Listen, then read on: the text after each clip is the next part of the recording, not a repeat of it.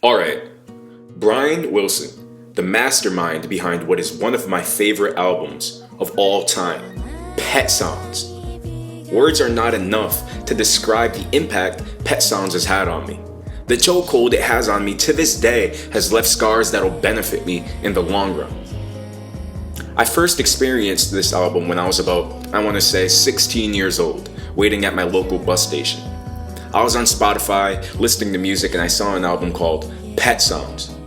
I had heard of the Beach Boys before, but I never paid them any mind. But as soon as I heard, Wouldn't It Be Nice? My ears were massaged by the smooth harmonies and beautiful sound design. I was in complete awe. It didn't stop there though. It got better and better and fucking better. Each track sucking me in like a vortex I couldn't leave.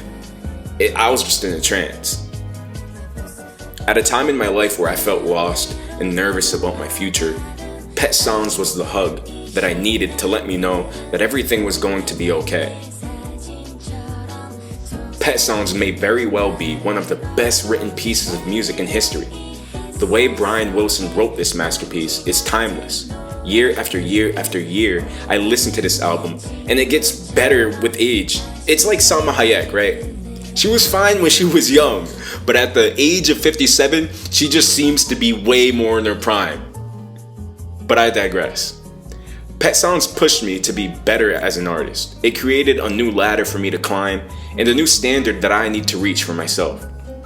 I genuinely aspire to make an album with tracks as mesmerizing as God Only Knows, Salute John B, Don't Talk, Put Your Head on My Damn Shoulder, and That's Not Me.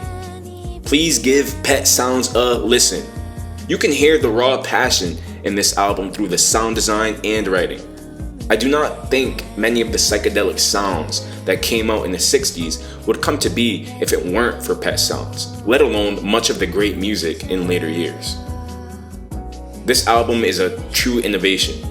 Music made by a man who wanted to do something different, something other than radio hits that were easily digestible. He wanted to push the envelope, and those are the type of folk I respect heavy. We need those type of people around, people that break barriers. I want to eat this album, dude, at a fine dining restaurant overlooking the Swiss Alps as my pet lamb lays by my side and sings the album word for word, bar for bar.